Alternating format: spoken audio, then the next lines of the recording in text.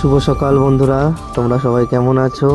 আজকে একটু সকাল সকাল বেরিয়ে পড়েছি, কারণ নিত্য সেবার জন্য রোজই ফুল লাগে, তো সেই ফুল আনতেই গেছি।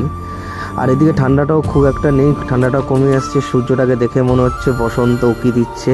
আর কয়েকদিন পরেই দোলযাত্রা। তা এইখানে আমি এই দোকান থেকে আমি স্পেশালি ফুল নিই, এখানে ভ্যারাইটি রকমের ফুল পাওয়াও যায়, আর আমার নিত্য সেবার জন্য রোজ ফুল লাগে। আর ফুলের ডিজাইনগুলো খুব সুন্দর সুন্দর পাওয়া যায়, দেখতেও সুন্দর লাগে। আর সেগুলো যখন ভগবানের সংস্পর্শে যায় সেটার শোভা আরও বেড়ে যায়। তা আমি একটু গোলাপ খুঁজছিলাম, তো দিদি বললো দাঁড়াও আমি তোমাকে গোলাপ বার করে দিচ্ছি। তো এই একটা গোলাপ আমি পেয়েছি, এই গোলাপটা আমি নিয়েও নিয়েছি, দেখতেও সুন্দর, কি বলেন?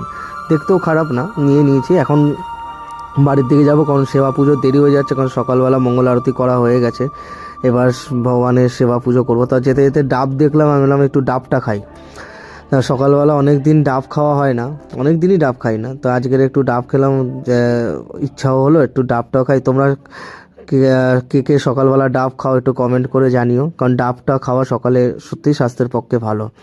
কারণ হাবিজাবি উল্টোপাল্টা খাওয়াচ্ছে, এইসব জিনিস খাওয়া ভালো।